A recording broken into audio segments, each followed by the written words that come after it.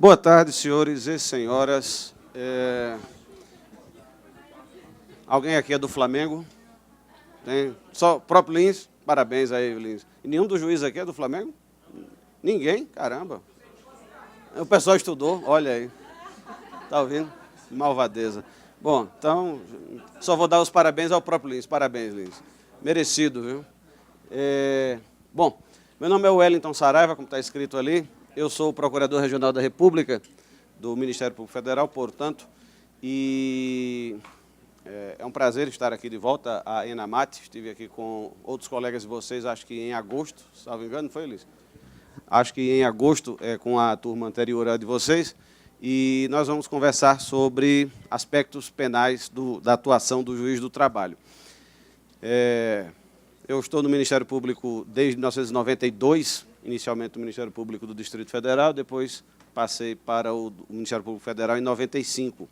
E, como talvez tenham percebido pelo meu sotaque, eu não sou do Rio de Janeiro, sou de Pernambuco, onde estive toda a minha carreira sempre atuando na área criminal.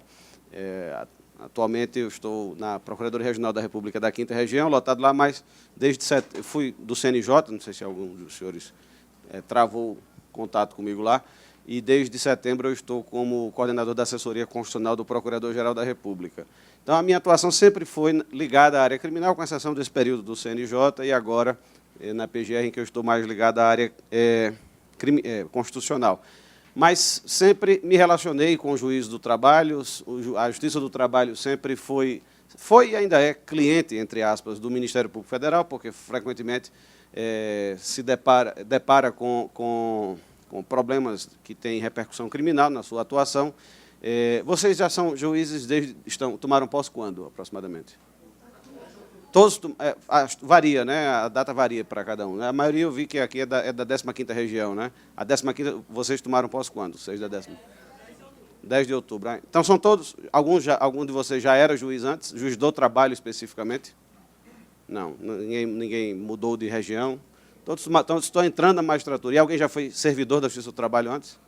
Vários, né? Então, provavelmente, os que eram servidores devem ter já visto vários casos na vara onde trabalhavam, ou no gabinete onde trabalhavam, que tiveram repercussão criminal. Então, é sobre isso que nós vamos falar esta tarde, pelo menos até às 15h25 aproximadamente. A minha intenção é ser bem prático, mencionar realmente aspectos que possam ter aplicação, possam ter relevância prática para o trabalho de vocês. E, no meu modo de expor, eu queria que vocês todos ficassem bem à vontade para me interromper quantas vezes quiserem, a hora que quiserem, para perguntar o que quiserem sobre o tema, para que talvez a gente não tenha tempo no final para fazer perguntas, nem precisa ficar com essa maneira mais formal de reservar um tempo no final, até porque, às vezes, a dúvida, a pessoa se esquece e tal. Então, quem quiser fazer qualquer pergunta, quem quiser trazer alguma sugestão, ou quem quiser trazer algum depoimento sobre algum dos problemas que vão ser mencionados aqui, ou, enfim, algum acréscimo, quiser contribuir com sua experiência sobre o que vai ser mencionado aqui, fique à vontade. Essa apresentação vai ficar disponível para a ENAMAT, e vocês vão recebê-la depois. Aqui no final, no rodapé, deixa-me ver aqui, no rodapé vocês vão encontrar, tem ali o meu e-mail, se alguém depois tiver alguma dúvida e quiser trocar ideia sobre alguma coisa, pode fazer contato, eu estou à disposição. Tem os meus telefones do Recife, embora eu esteja mais trabalhando aqui em Brasília, mas o pessoal do gabinete pode transferir para cá. Quem tiver Twitter pode me acompanhar no Twitter, também está ali o meu Twitter. E eu também tenho um blog sobre matéria jurídica, que vai ser indicado aí mais na frente, que não é propriamente voltado, digamos, para profissionais. A intenção do meu blog é explicar temas jurídicos para o cidadão em geral, com uma linguagem acessível e uma abordagem acessível para que as pessoas entendam.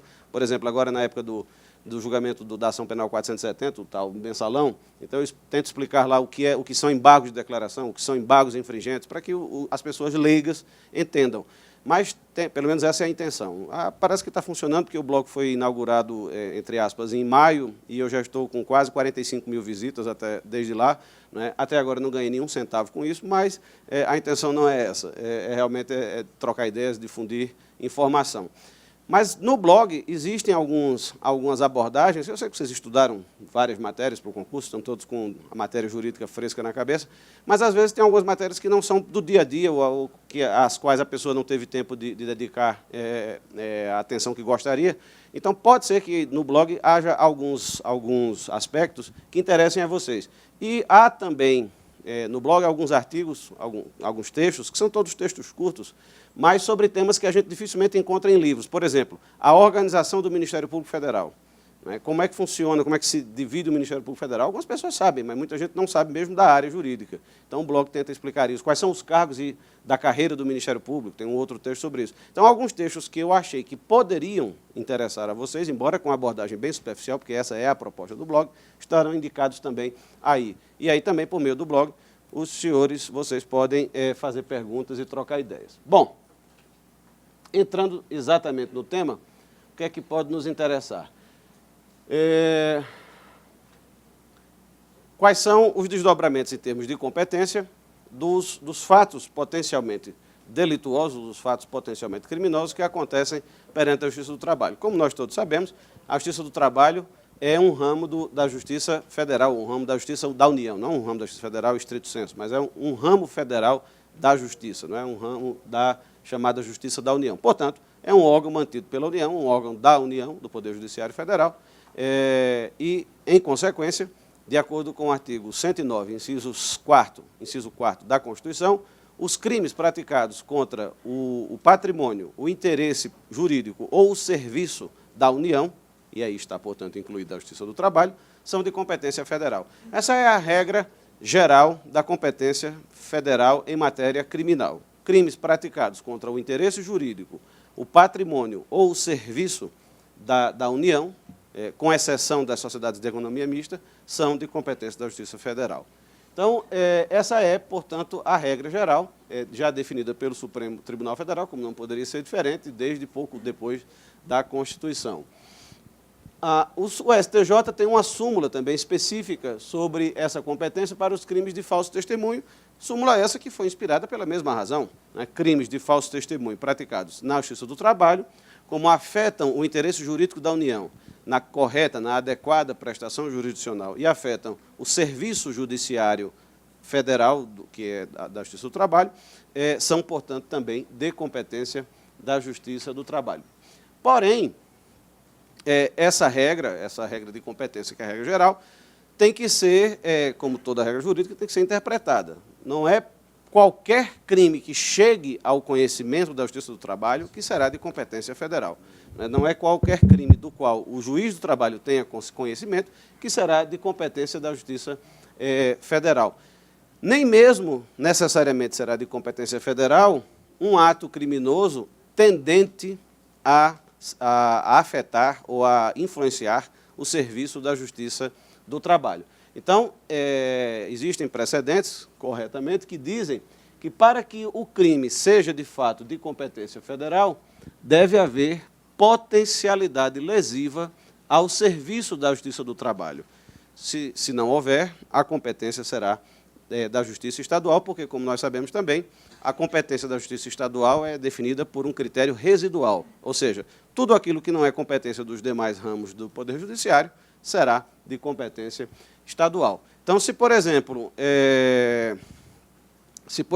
alguém forja um documento com a finalidade de apresentá-lo à Justiça do Trabalho, mas não o faz, esse crime não é necessariamente de competência federal.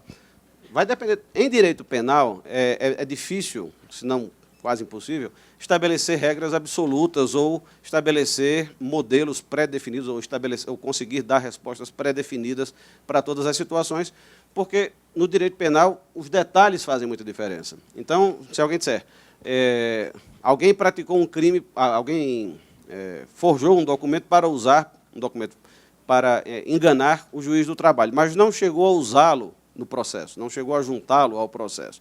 Essa falsificação é de competência federal? Depende.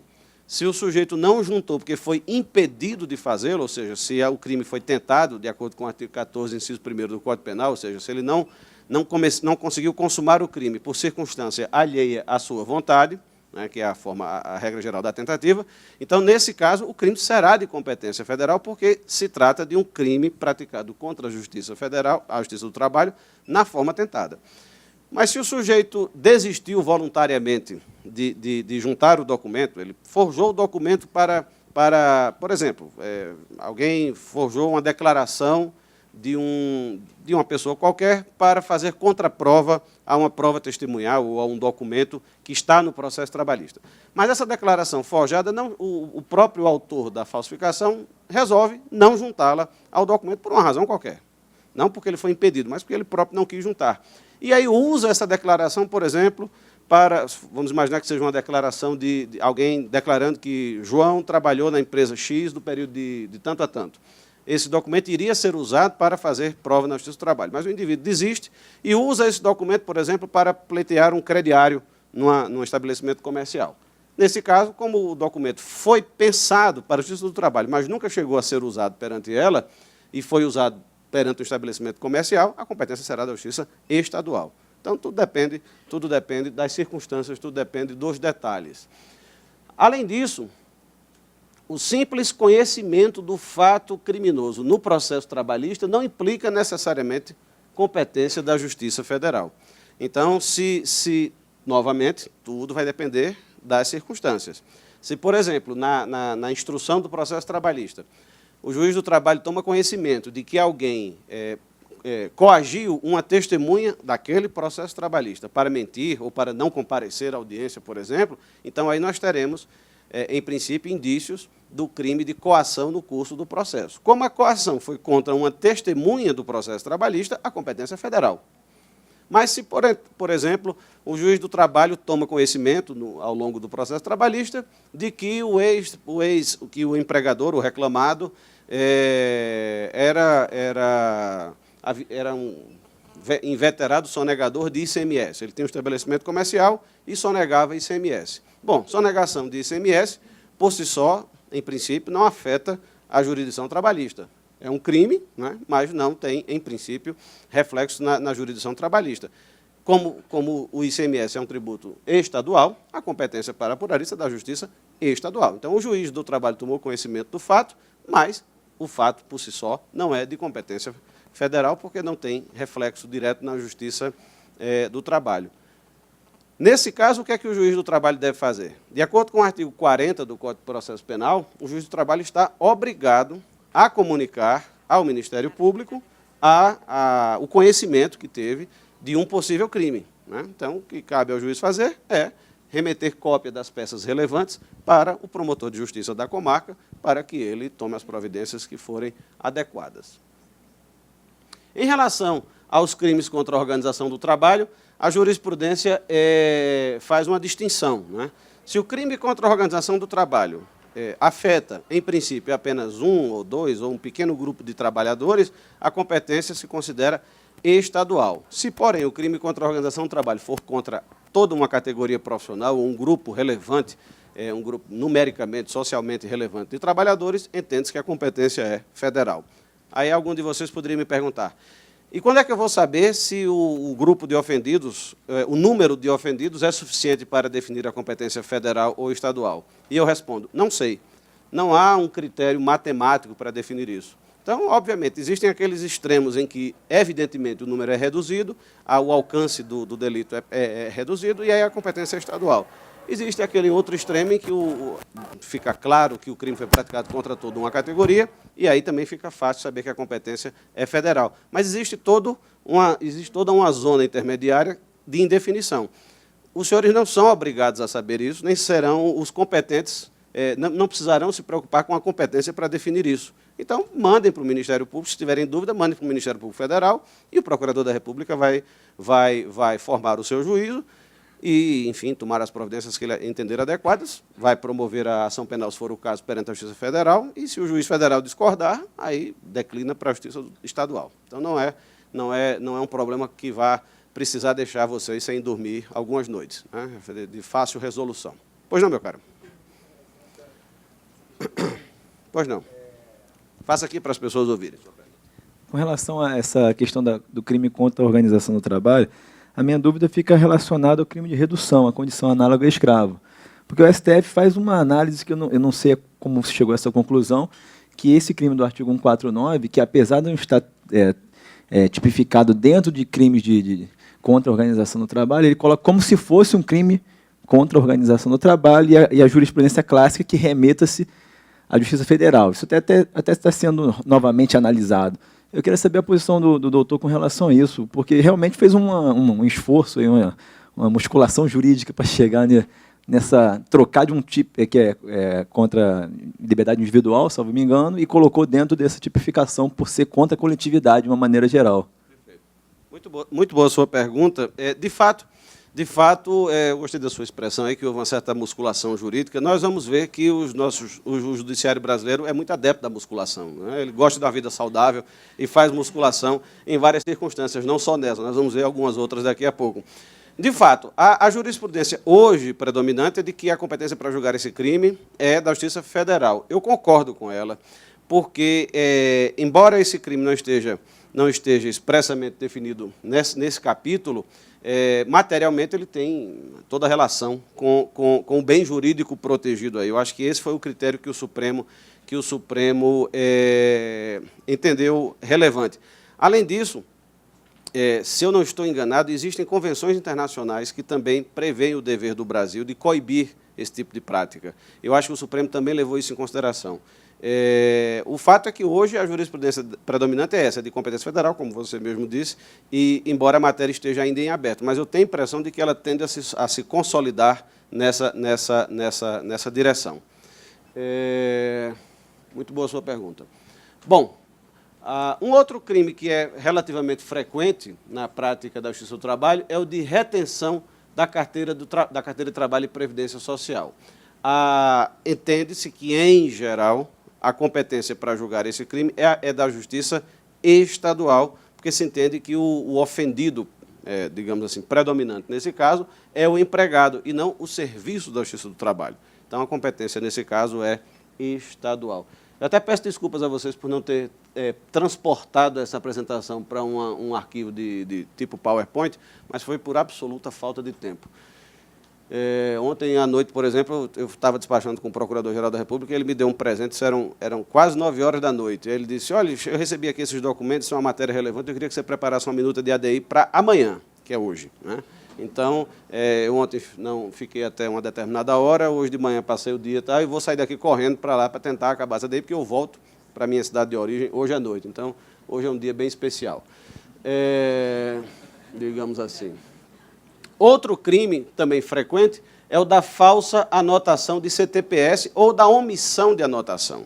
Nesse caso, se a falta tem-se entendido que a falsa anotação é de competência federal se a carteira de trabalho foi falsificada para uso na Justiça do Trabalho.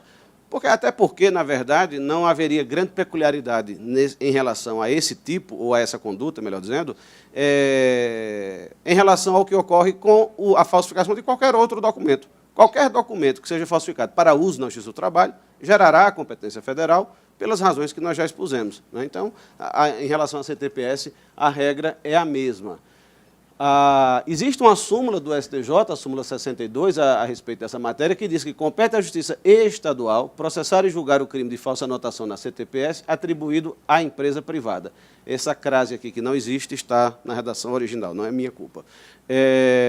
Mas o que se deve entender aí é que a competência é, de fato, estadual, a súmula está certa, se nós entendermos que a CTPS foi falsificada não diretamente para uso na Justiça do Trabalho. Embora, potencialmente, uma das finalidades da CTPS seja justamente o uso perante a Justiça do Trabalho e perante a Previdência Social, né?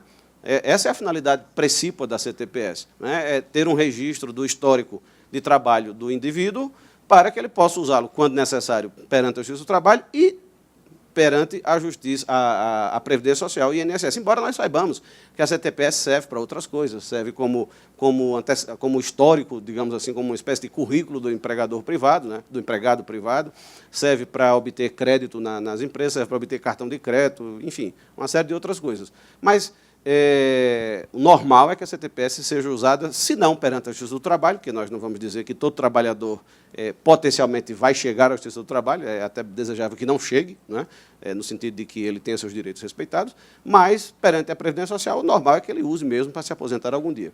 Mas, de qualquer forma, a súmula é correta nessa dimensão. Se a conduta não foi, a falsificação não foi feita para uso próximo, digamos assim, com a intenção de usá-la, a CTPS na Justiça do Trabalho, a competência será estadual. Pois não, meu caro? Por favor, a despeito dos termos do parágrafo 4º serem aparentemente claros, no sentido de que a omissão de anotação da CTPS seria crime, configuraria falsificação de documento público, na sua forma equiparada, qualquer omissão de CTPS, qual seria haveria uma necessidade de potencialidade lesiva mínima, porque qualquer empresa que deixe anotar um CTPS configuraria esse crime? Eu sempre tive essa dúvida e vi oscilações doutrinárias, assim, nunca tive uma resposta muito convincente. Muito bem, não sei se vai conseguir sair daqui hoje com uma delas, mas vamos tentar. Espero que sim. Vamos ver, vamos ver. Obrigado. Veja só, eu acho que o que está por trás desse dispositivo legal a presunção do legislador de que há um dever legal do empregador de anotar a CTPS. É dever do empregador anotar a CTPS. Tanto que, se esse dever for descumprido e o trabalhador for à Justiça do Trabalho, o juiz do trabalho o obrigará o empregador, a fazer a anotação. Justamente por quê? Porque existe o dever jurídico. Então, se há um dever jurídico que é descumprido, essa omissão passa a ser penalmente relevante. Ela não é que ela passe a ser filosoficamente, mas o legislador considerou que ela passaria a ser e, por isso, criou o tipo. Então, numa interpretação mais rígida da norma penal nesse caso, parece-me que, de fato, qualquer omissão de anotação de CTPS é crime. Não só aquela anotação. Porque, veja, no fim das contas, que diferença haveria entre não anotar uma CTPS num caso e em outro caso? Enfim, a omissão será sempre a mesma. O empregador não anotou porque descumpriu esse dever jurídico, do qual ele tinha de ter conhecimento, porque, como nós sabemos, não se admite o desconhecimento da lei como regra geral. Também existem exceções para isso, mas, como regra geral, não se admite. Então, parece-me que sim. Então, toda sentença em que for reconhecido o vínculo de emprego, em que não houvesse, seria o caso de oficiar? Em princípio, sim. Numa visão rigorosa, sim. Pode acontecer de o juiz do trabalho, naquele caso, verificar que houve alguma divergência, ou o empregador era realmente uma pessoa muito simplória, que ignorava, enfim, pode fazer um temperamento, porque isso é tarefa do juiz. Embora eu tenha a impressão, não confesso que eu não fiz esse levantamento estatístico na Justiça do Trabalho, mas eu tenho a impressão de que o juiz do trabalho nem sempre mandam essas sentenças para o Ministério Público, não. Eu tenho essa impressão. Mas, numa visão rigorosa, o juiz deveria mandar.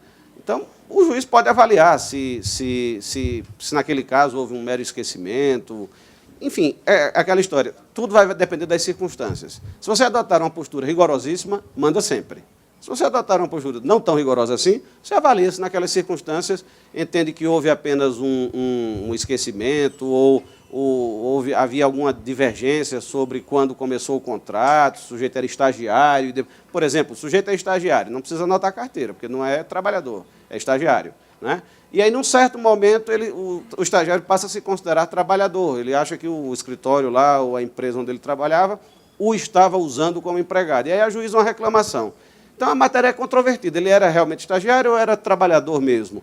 Aí o juiz vai dizer, não, eu considero que você em certo momento, deixou de ser estagiário e passou a ser tratado como empregado. Sua carteira não foi assinada, vou mandar para o Ministério Público. Eu acho que talvez não seja o caso. Em um caso assim que há uma certa controvérsia, talvez não seja razoável enxergar o dolo do empregador de não assinar a carteira. Não é? Então, um critério seria a controvérsia razoável. Esse poderia ser. O perigo é o subjetivismo, né, do que seria, né? Meu amigo, acostumem-se, nós nunca vamos fugir do subjetivismo. Matéria jurídica, matéria probatória, que é a matéria com que vocês vão trabalhar, Então, não Mas será que a não se aferição... atormente com esse subjetivismo, não, porque ele é inescapável. Entendi. Será que a aferição, de repente, do que seria razoável ou não fosse melhor que fosse avaliada pelo Ministério Público, que seria o Dominus Litis? Muito boa a sua segunda pergunta, perfeita. Eu defendo, eu já dei palestras não sobre essa matéria, mas sobre matérias semelhantes, análogas à Receita Federal, ao INSS e a outros órgãos, e eu costumo dizer isso. Se a autoridade, o servidor, o funcionário público lato sensu, que enxerga possíveis indícios de crime, está em dúvida, ele não deve se arvorar em juiz criminal e deixar de enviar as peças. Ele mande para o Ministério Público, e cabe ao Ministério Público, que, como você corretamente disse, é o Dominus Litis, formar ou não a opinião delicta, entender, não, aqui eu acho que não é caso, e aí promove o arquivamento. Perfeito. Muito obrigado, eu saio mais seguro, viu? Que bom, olha aí, muito bem, ganhei a tarde, né? Muito obrigado. Bom, aqui é a mesma coisa, vamos à frente. Outra regra sobre competência é a da atração da competência da Justiça Federal no caso de crimes conexos. Então, de acordo com o Código de Processo Penal, como regra geral, novamente, nos crimes conexos de competência federal e estadual, a competência passa a ser, volto a dizer, em regra federal. Então, se porventura o juiz toma conhecimento de que o sujeito coagiu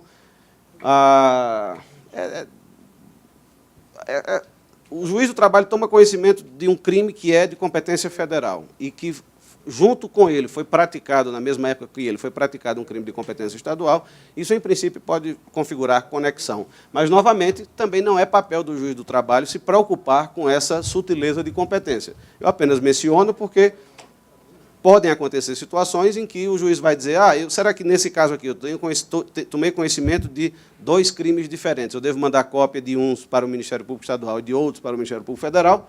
Pode mandar tudo para o Ministério Público Federal, porque há uma regra que ampara isso, que é a regra da conexão, da competência federal por conexão. E aí deixa, novamente, que o Procurador da República desate os nós e, se achar que uma parte daquilo é de competência estadual, mande aquela parte para a Justiça Estadual.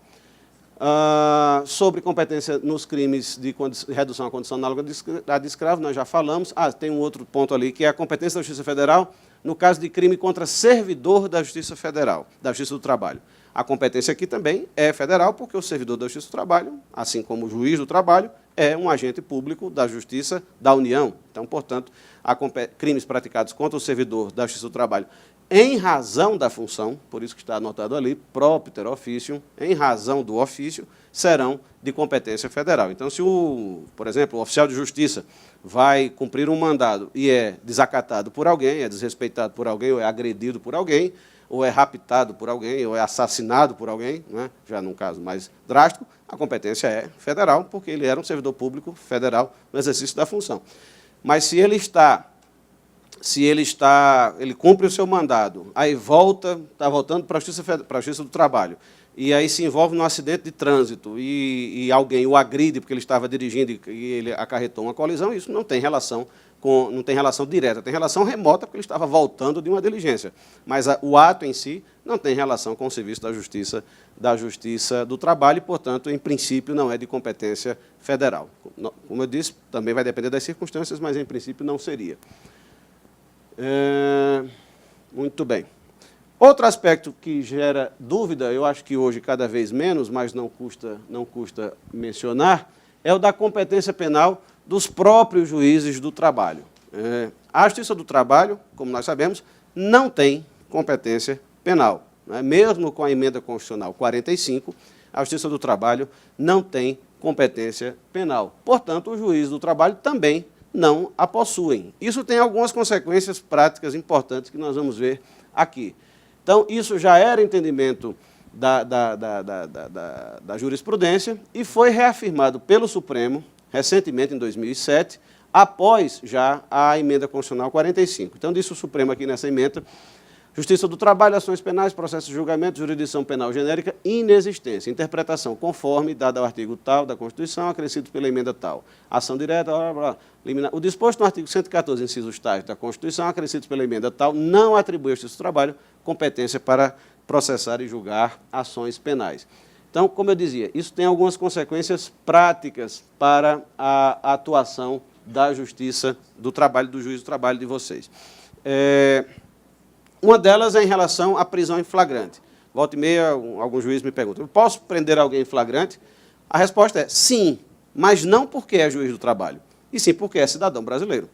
Então, como juiz, as prisões no Brasil, nós sabemos, só podem ocorrer em duas circunstâncias, de acordo com o artigo 5º da Constituição. Ou em flagrante, né, ou por ordem escrita da autoridade judicial competente. Se o juiz do trabalho não tem competência penal nenhuma, né, em nenhuma circunstância, esse é um dos casos em que a gente pode dizer de forma absoluta, então ele não tem competência para expedir mandado de prisão. Então, o juiz do trabalho não pode expedir mandado de prisão de natureza criminal. Ele pode expedir mandado de prisão no caso do depositário infiel, né, se entender que pode e tal, que é o caso, mas de natureza penal não pode. Então, não cabe essa expedição. Eu já vi poucos casos na minha carreira de juiz do trabalho que expediram mandado de prisão de natureza criminal, entenderam? Que o sujeito praticou desobediência, ou que o sujeito praticou desacato contra um servidor, ou, enfim, algum outro crime ligado ao processo de trabalho, ele entendeu que poderia, e houve casos em que juízes do trabalho, nessas circunstâncias, foram processados por abuso de autoridade. Então, não cometam esse equívoco, porque o juiz de trabalho não pode fazer isso. Pode realizar a prisão em flagrante como os demais cidadãos. Na prática, pelo que eu converso com juiz do trabalho, eu sou, como eu disse, sou de Pernambuco, e fora o Ministério Público Federal, que é o órgão no qual eu trabalho diariamente, o órgão onde eu tenho mais amigos é na Justiça do Trabalho da 6ª Região. Tenho amigos lá de infância com os quais eu convivo. Aliás, hoje é quinta, né? Sábado, agora eu vou para a casa de um deles comemorar o aniversário dele e do filho. Estou muito ansioso por esse aniversário, porque eu estou precisando dar uma relaxada, porque o serviço aqui está pesado. Então, eu convivo muito com o juiz do trabalho, e o juiz do trabalho parece que tem um problema, deve ser uma doença do trabalho, né, que os faz conversar muito sobre trabalho fora do trabalho. Então, eu saio com esses amigos, e eles sistematicamente estão falando de trabalho, né? Até que, de vez em quando, a mulher de um ou o marido de outra, né, quando é a juíza, porque esse grupo tem juízas e juízes do trabalho. Quando algum dos cônjuges reclama, vamos mudar de assunto, aí eles mudam, às vezes, nem sempre. Mas o que é que eu dizia?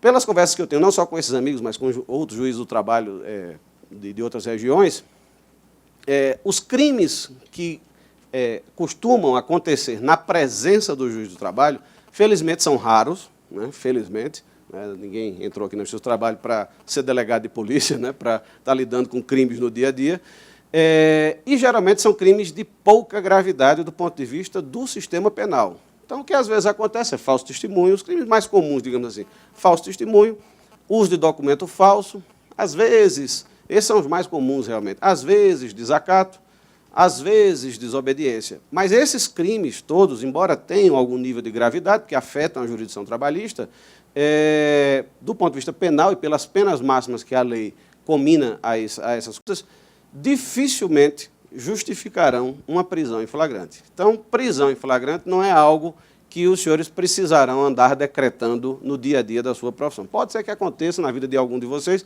e pode ser que vocês se aposentem como ministros do TST sem nunca terem precisado decretar a prisão em flagrante de ninguém. E, na prática, também, embora também nessas conversas que eu tenho com juízes, alguns, às vezes, contam episódios de desavenças graves em audiência ou de algum advogado que se excede, né, e se exalta, ou alguma testemunha que mente descaradamente. Enfim, esses fatos mais comuns mesmo na Justiça do Trabalho, mais comuns nesse universo muito reduzido de fatos criminais que acontecem na Justiça do Trabalho, a sugestão que eu dou para vocês é a seguinte: respirem fundo, não se deixem envolver em discussões com o advogado, afinal de contas, né, vocês estão lá para presidir o ato e não para bater boca com o advogado. Então, ainda que o advogado se exalte, se exceda, ofenda algum de vocês, que eu espero que isso nunca aconteça, ou um membro do Ministério Público, para não dizer que eu estou falando mal dos advogados, ou uma testemunha, seja lá quem for, mantenham a calma, respirem fundo, né, e podem pensar em decretar a prisão do sujeito, mas é mais adequado simplesmente registrarem aquilo na ata de audiência. Se houver gravação, já vai estar lá a gravação, e mandem para o Ministério Público e apenas digam à pessoa que você não vai discutir com a pessoa. Se for o caso e a pessoa está descontrolada, você chama a segurança para retirar a pessoa do local. Mas não vão bater boca com ninguém, registrem o fato e comuniquem ao Ministério Público e advirtam a pessoa que ela vai responder, vai sofrer as consequências penais daquela conduta. Mas não vale a pena estar decretando a prisão. Se for efetivamente necessário, façam-no. Mas, em geral, não dá um trabalho danado, é um negócio desgastante. Então, é muito melhor dizer, doutor, olha, o senhor pode advertir o sujeito, não, o senhor está se excedendo, o senhor tem que se controlar, o senhor tem que me respeitar, eu sou juiz, se o senhor não se controlar, eu vou registrar os fatos e comunicar ao Ministério Público Federal para o senhor responder criminalmente. Pronto. E toquem o barco, não se deixem afetar. Diga, meu caro. Procurador, Está saindo, está funcionando. na verdade, eu queria saber, o juiz, ao decretar, numa eventualidade como essa, a prisão de alguém em audiência, seria na qualidade de cidadão ou o quê? Porque já que ele não tem a competência criminal... Na qualidade de cidadão. O que acontece na prática é o seguinte, se o juiz se vir compelido a decretar a prisão de alguém, o que ele vai fazer ele vai dizer que o sujeito está preso em flagrante pelo crime tal e vai chamar a Polícia Federal para recolher o indivíduo e lavrar o flagrante. Em geral, até por isso também não é aconselhável na prática estar se decretando prisão das pessoas nesses crimes comuns na justiça do trabalho. Não é claro, vamos imaginar uma hipótese que eu nunca ouvi falar, mas vamos imaginar uma hipótese aqui dramática de um advogado não, desculpa, vamos deixar os advogados de lado, senão eu vou ser processado. Alguém que entra na audiência e resolve mata a pessoa na sua frente, mata um desafeto. O cliente se desentende com o advogado e mata o advogado na sua frente. Eu nunca ouvi falar num caso desse, mas imaginemos aqui hipoteticamente. Aí, é claro, indiscutivelmente, cabe a prisão em flagrante do indivíduo. Né? Se o sujeito estiver armado, talvez não valha a pena vocês tomarem essa atitude naquele momento. Mas vamos dizer que ele só tinha uma bala, aí deu um tiro, só acabaram as balas, aí o senhor está preso. Muito bem. O que você vai fazer? Não é você que vai conduzir o sujeito à força para a delegacia, nem é você que vai lavrar o flagrante. Então, o juiz vai, com os meios que ele tiver, efetivar a prisão, chama a segurança e prende o sujeito fica lá retido, imediatamente chama a polícia, ele será conduzido à delegacia com as testemunhas para que o delegado lavre o auto de prisão em flagrante e daí em diante tome as providências processuais penais adequadas. Mas, com exceção de fatos graves como esse, na prática, poucos atos criminosos que acontecem na Justiça do Trabalho, que felizmente, como eu já disse, não são frequentes, justificam efetivamente a prisão do indivíduo. Porque hoje a lei brasileira, ela já era e hoje é ainda mais, é muito leniente em relação à prisão. Dificilmente alguém fica preso por crimes de menor gravidade. E alguns desses crimes, como, por exemplo, o crime de desobediência, é classificado pela lei como crime de menor potencial ofensivo. Então, nem cabe prisão em flagrante nesse caso. No caso do crime de desobediência, o que acontece juridicamente, o que deve acontecer juridicamente é que o indivíduo que cometeu a desobediência vai ser levado à presença da autoridade policial e ela vai lavrar um termo circunstanciado de ocorrência, o chamado TCO. E se o indivíduo se comprometer a comparecer à justiça penal para responder pelo crime, se for o caso, ele não será preso, ele será liberado com a mera lavratura do TCO. Então, é por isso que eu disse, na prática, dificilmente ocorre realmente um caso de prisão na Justiça do Trabalho que gere efetivamente a privação da liberdade do indivíduo. E mesmo que seja o caso, também pelo entendimento da jurisprudência hoje, o juiz, se o delegado não puder arbitrar a fiança em prol do preso, o juiz criminal que receber, seja o juiz de direito, seja o juiz federal, tem o dever de examinar se é caso de prisão preventiva. O indivíduo só vai ficar preso realmente se for caso de prisão preventiva, mesmo que caiba a prisão em flagrante e o delegado não possa arbitrar a fiança, o juiz vai examinar o caso e, se não for caso de prisão preventiva, a prisão será relaxada. Então, na prática, dificilmente alguém fica preso por esse tipo de crime, a não ser, como eu disse, um caso gravíssimo de um homicídio na Justiça do Trabalho, que não é comum, felizmente. Licença, procurador. Pois não. Aconteceu um caso na vara que eu trabalhava, que a OAB estava investigando um caso de um falso advogado, que era um estagiário, que estaria utilizando o número da OAB, que depois do OAB ele colocava um S para dizer que era a OAB do Espírito Santo. E a OAB descobriu e avisou para o juiz um dia antes. Ele acrescentava um S ao E. E a OAB descobriu, avisou para o juiz um dia antes da audiência, souberam que ele ia fazer a audiência, avisou e o juiz chamou a polícia militar por conta do Era do que crime estava de falso disponível. testemunho, né? Chamou e no Falso outro dia testemunho? Não, exercício legal da não, profissão. exercício legal da profissão. E no dia da audiência estava lá a polícia, todo mundo, os policiais com vademecum, como se fossem a paisana, como se fossem estudantes de estavam direito, descaracterizados. descaracterizados. E na hora da audiência ele ficava perguntando: cadê sua AB? O senhor é advogado mesmo? Para poder caracterizar o crime. Eram quatro advogados altos e fortes, cada um com vademecum igual. Né? Justamente. A gente olhou assim e disse, os advogados aqui estão bem uniformizados. Hoje, né? E foi caracterizado e o juiz decretou, no momento, a prisão em flagrante, e ele foi e ficou preso mesmo, por conta do crime. Seria, no caso... Ficou preso mesmo, quando você quer Ele dizer. ficou preso. Ele foi levado à delegacia Mas ele e depois disso permaneceu. permaneceu preso. Permaneceu preso. Veja, podem ter acontecido várias coisas aí. Ele podia ter já um mandado de prisão por outro fato, porque o exercício legal da profissão, por si só, não é um crime grave o suficiente para justificar a prisão. Pode ter havido algo, como eu disse, lá no início. Direito penal depende muito do detalhe. Então, pode ser que o juiz competente tenha visto aí algum detalhe que o levou a manter essa prisão. Mas, em condições normais de temperatura e pressão, na CNTP, o sujeito não fica preso por esse crime. Além do exercício legal, podia ser a falsidade do documento também, né? Não porque nesse caso... Bom, talvez sim, pelo seguinte.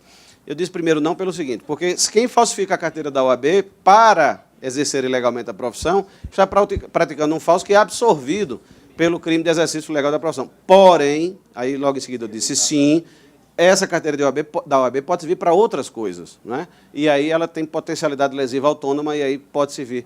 Mas mesmo assim, falsidade material com exercício legal da profissão, para a nossa jurisprudência, é bobagem. Mas eu acho que tinha também falsidade ideológica, porque aquele número existia. Você já está enriquecendo a narrativa. Né? O rapaz Na verdade, ele não parece uma tinha- experiência mais vasta. No Ele não falsificou a carteira, ele não tinha carteira. Ele só utilizava. Quando o juiz pediu para que ele mostrasse, ele disse que tinha esquecido no escritório. Mas ele pesquisou o número e existia realmente um advogado dava do um número Espírito Santo. existente. Não, porque como ele botava um S na frente, então era um número realmente de um advogado do Espírito Santo. Perfeito. Então era falsidade ideológica também, né? Não. Não? Acho que não. Nesse caso, não, porque nesse caso que você está relatando, volto a dizer, a gente tem que ver sempre os detalhes, mas nesse caso, com esse relato que você está dizendo, a falsidade ideológica foi feita para o exercício legal da profissão, então ela é absorvida. Ela não, nesse caso, ela não serve para mais nada. Né? Ele está declarando ao juiz, naquela ata de audiência que ele vai assinar, que ele é advogado sem ser. Esgota-se aí a lesividade. Só um minutinho que a colega pediu aqui a palavra. Diga, minha cara. Rapaz, já está magro de tanto andar para lá e para cá com esse microfone. Diga, minha cara. Boa tarde, Boa professor.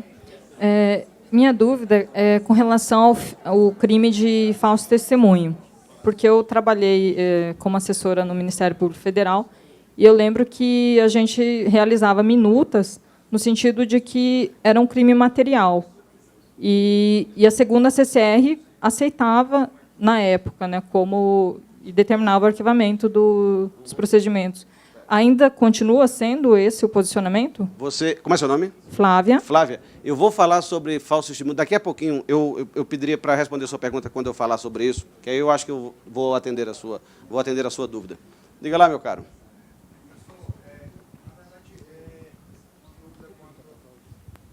Uma dúvida quanto a essa questão do exercício legal da profissão. No caso, existe uma disposição expressa quanto ao exercício legal da medicina, da odontologia e da farmacêutica no Código Penal.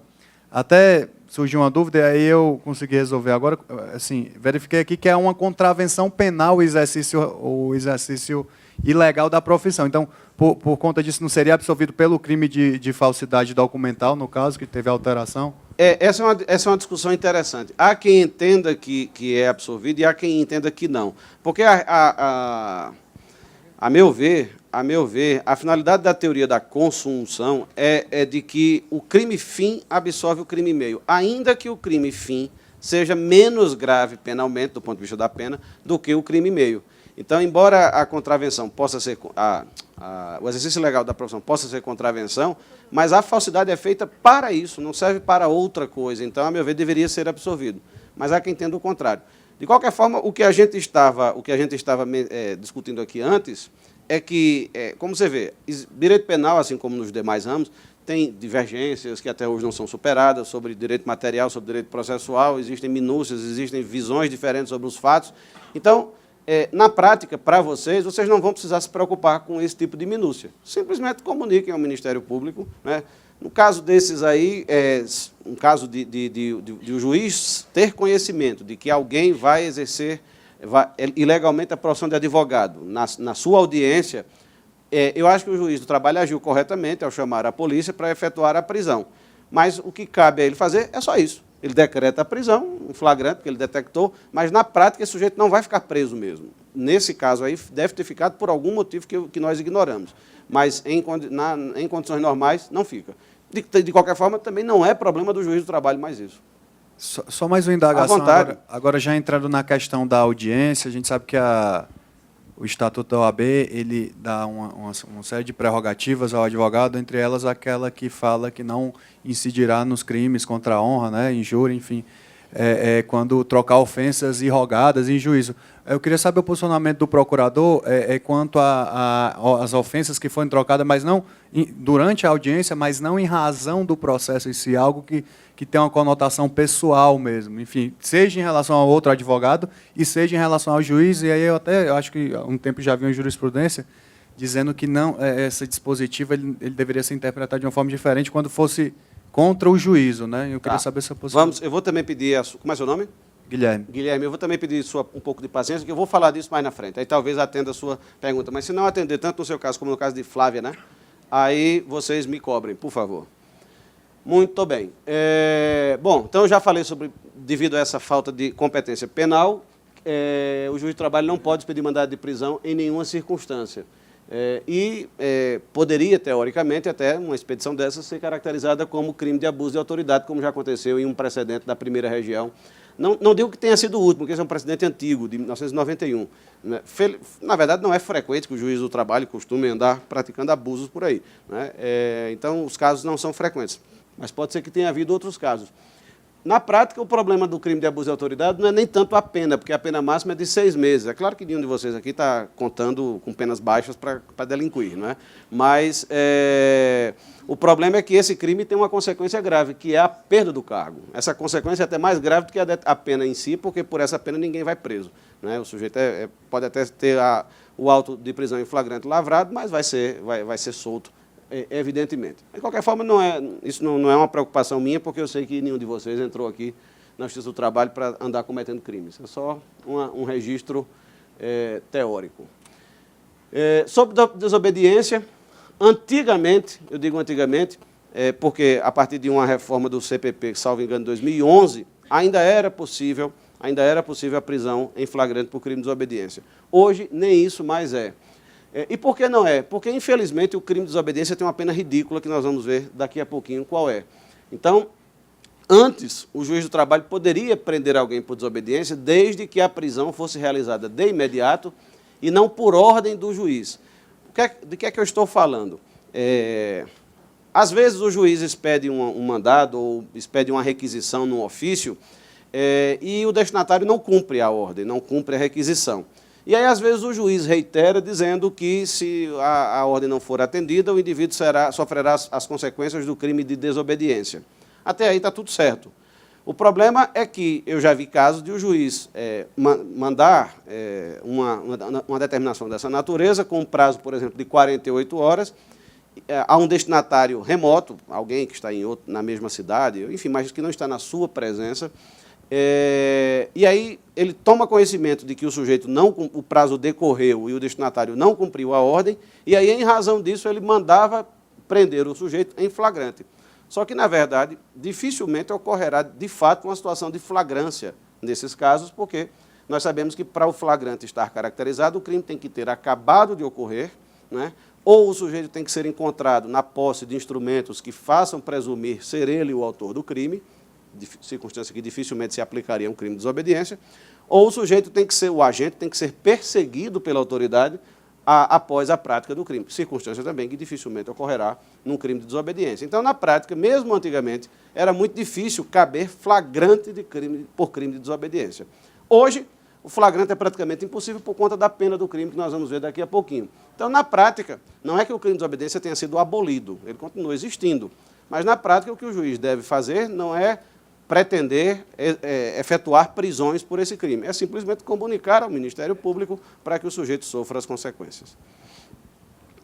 Eu entendo também que, pela falta de competência da Justiça do Trabalho, os TRTs também não têm competência para julgar habeas corpus de natureza criminal, porque o habeas corpus é uma ação de natureza penal, uma ação de rito especial de natureza penal, tanto é que é regulada pelo Código de Processo Penal. Então, eu entendo que os TRTs não têm competência para julgar habeas corpus, mesmo contra ato de juiz do trabalho. Nesses casos, eu acho que deve prevalecer o entendimento antigo de que a competência... Mestre Camargo, tudo em ordem? A competência deve ser do Tribunal Regional Federal correspondente à jurisdição onde atua aquele juiz do trabalho. Mas isso também não é um problema com o qual vocês vão precisar se preocupar de imediato. Doutor Wellington, Pois por não? gentileza, só com relação ao habeas corpus, que a Constituição, né, no 114, o inciso 4, ela menciona, né, os mandados de segurança, habeas corpus, quando o ato questionado envolver matéria sujeita à jurisdição. O que eu acho é que dificilmente essa situação vai se caracterizar. Eu sei que a Constituição prevê isso expressamente, mas na minha concepção, com uma certa boa vontade, eu acho que isso só poderia caber no caso de o juiz do trabalho expedir mandado de prisão de depositário infiel. Porque se for um mandado... Raciocinemos conjuntamente. Se o juiz do trabalho decreta a prisão de um depositário infiel, o depósito infiel é um ato sujeito à sua jurisdição, porque se supõe que ocorreu em um processo no qual o juiz constituiu alguém como depositário. Mas se o juiz do trabalho pratica um ato de natureza criminal, vamos imaginar que o juiz do trabalho equivocadamente expressa um mandado de prisão contra alguém.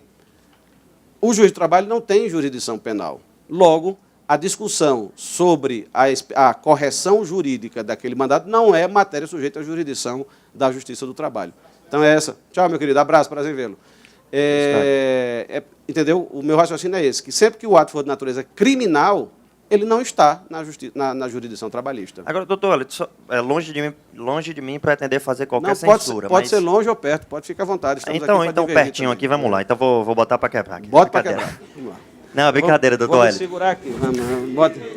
Pode botar para quebrar, vamos lá. Eu sei que você falou brincando.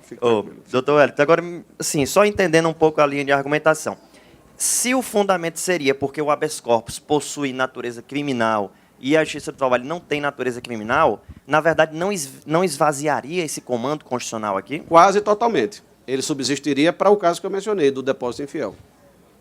É por isso que eu pensei. Então, a questão de saber qual é a extensão desse dispositivo é algo que ainda está pendente na jurisprudência. Precisaria o Supremo definir se esse dispositivo vale também para os atos potencialmente de natureza processual penal do juiz de trabalho, ou se valeria apenas para os atos relativos à prisão depositária infiel. Não há precedentes ainda. Não que eu saiba.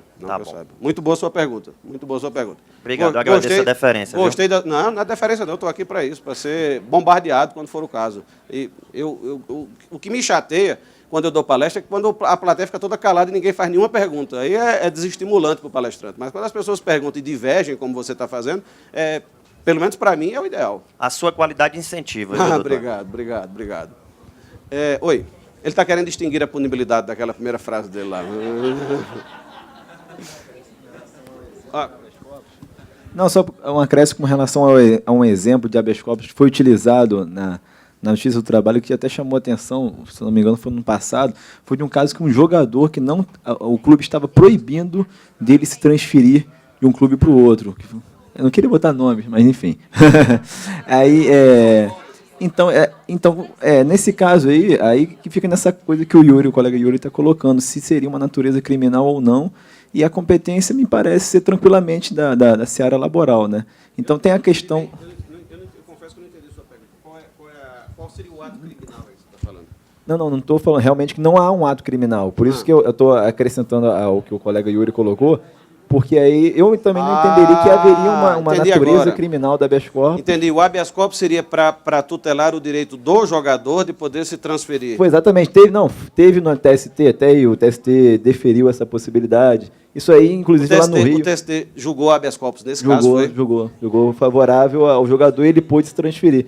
Inclusive, lá no Rio, que eu sou do Rio de Janeiro, posteriormente a esse caso, lá foram julgados alguns outros habeas corpus e foi assim, como se fosse um precedente interessante. O que eu acho, modestamente, com todo o respeito que o TST merece, é que eu não vejo aí restrição à liberdade de ir e vir do jogador. O clube não estava impedindo que ele deambulasse, que ele circulasse para lá e para cá. O clube estava estabelecendo uma restrição jurídica a ele ao reter documentos ou tomar alguma providência. Eu acho que o clube talvez tivesse de comunicar à CBF que ele estava liberado para jogar, porque tem aquelas histórias da CBF lá que tem que publicar num boletim da CBF para que o jogador esteja regularizado para jogar no outro clube e tal. Então, como disse ali o colega, não sei se ele estava dizendo para mim, que era uma restrição à liberdade de trabalho, mas não à liberdade de locomoção. Então, eu não acho, com todo respeito, eu não acho que era caso de habeas corpus aí mesmo, não. Raciocinemos. O jogador não conseguiria resolver esse problema, por exemplo, com uma medida cautelar, numa ação trabalhista qualquer? Oi? Sim, poderia. Sim, e habeas corpus agora é instrumento de revisão de decisões judiciais na esfera trabalhista? Quer dizer, o sujeito ajuizou as ações, perdeu, aí vai resolver com habeas corpus? Hã? Não, sim, tudo bem, resolveu.